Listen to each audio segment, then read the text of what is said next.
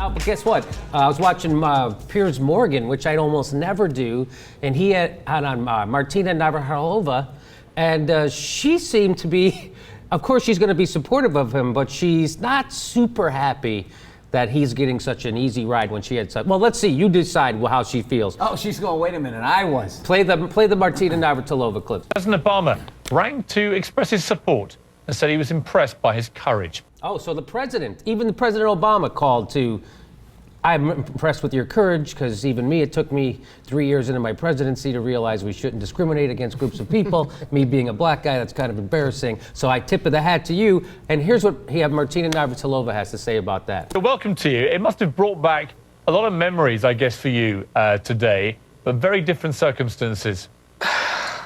Yeah, slightly different. I didn't get a phone call from Ronald Reagan. That's Ooh, great. so he's a little bitter. No, she's not bitter. No, that's fine. Come on, man. No, that's By the way, you know, people do this all the time, but I think it's just, I'll just read like 2 or 3. Because, you know, they get the Bible, and we know, like, you got Sodom and Gomorrah, but mainly they take that shit from Leviticus. Okay, right, yes. Because it says in Leviticus, lying with mankind, as with womankind, is prohibited. Just a couple of things that are also in Leviticus. Oh, okay, yeah. Yeah, because there's like maybe 100 things there that are punishable by death in Leviticus.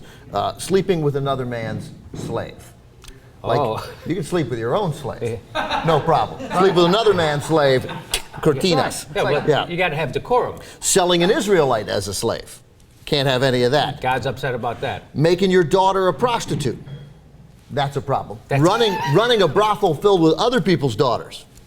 A-okay. That's okay. Right, that's not a problem. Okay. Eating fat, having sex with an animal. Then this one, everybody knows about the Jews and they can't with the shellfish, right? Right. Just bear with me for this. Eating or touching the carcass of an eagle, a vulture, the black vulture, the red kite, any kind of black kite, any kind of raven, the horned owl, the screech owl, the gull, any kind of hawk, the little owl, the cormorant, I don't even know what that is, the great owl, the white owl, the desert owl, the osprey, the stark, any kind of heron, and a bat. Is punishable by death? Punishable by death, right. Yeah. But Chris Broussard, worried about the Christians you're not a Christian if you're gay. I had that camera I had that at. Did you? I had it at the Bunny Ranch. That costs extra. I'm sure it was delicious. You get me with the camera? Okay, all right. So yeah, so that's Leviticus. So, by the way, also you guys should know, letting your hair grow. What? I'm just saying. I'm just saying. Propecia. Look at me. I'm a heathen. Going to hell. All right. You're closer to God. Right. You're very close to hell. God. So I just want to ask Martina, was it really that bad for you? Didn't people support you? Let's play the next clip. A lot of crowd was sitting on their hands. They weren't clapping when I came on the court, or they were booing or jeering. The press was roasting me. Oh, come on. I mean, so maybe 50-50. You still had half the people. No. Dude, what she's saying is that people can't remember 2 days ago. Right. She already did this. She climbed this mountain like 25, 30 years ago. Dude, it's like I was watching ESPN last night, and they go, well, I guess it's no doubt whose team the Lakers is. They said Dwight Howard walked off the court, Kobe limped off the court. It's like, dude, Kobe walked off the court twice this year during losses. 10 seconds left, he walked off the court on his own teammates. They can't remember. Really? He did that? I didn't know that he did that.